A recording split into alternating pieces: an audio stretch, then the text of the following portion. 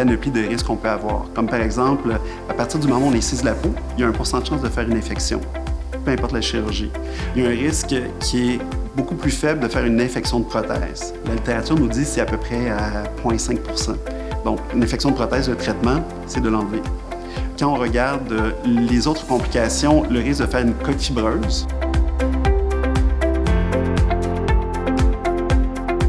Donc, le fait qu'on a une prothèse, c'est un corps étranger. Tout ce que le corps ne peut pas expulser, il va essayer de l'entourer. Donc, il y a une cicatrice qui se forme autour de la prothèse, ce qui est normal. Cette cicatrice-là, dans la grande majorité des cas, elle reste souple. Dans 5 à 8 % des cas, cette cicatrice-là peut se mettre à se contracter au point où ça peut déformer le sein, déformer la prothèse, et ça peut devenir très dur, vraiment comme du béton. C'est ce qu'on appelle une coque fibreuse.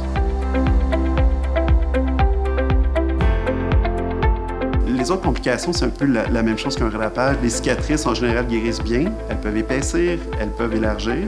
C'est un peu moins fréquent que les chirurgies avec un relapage. On peut parler en bas de 5 %. Toutes les complications qui sont reliées aux prothèses, il y a un lien direct avec le volume d'une prothèse. Plus la prothèse elle est grosse, plus on augmente nos risques de complications. Que ce soit les risques d'infection, les risques de coque fibreuse. Lorsqu'on voit les patientes en consultation, on leur explique toutes les complications. Effectivement, dans ma pratique, parce que je prends mon temps, j'ai une technique qui est moins traumatique, les risques de complications sont beaucoup plus bas.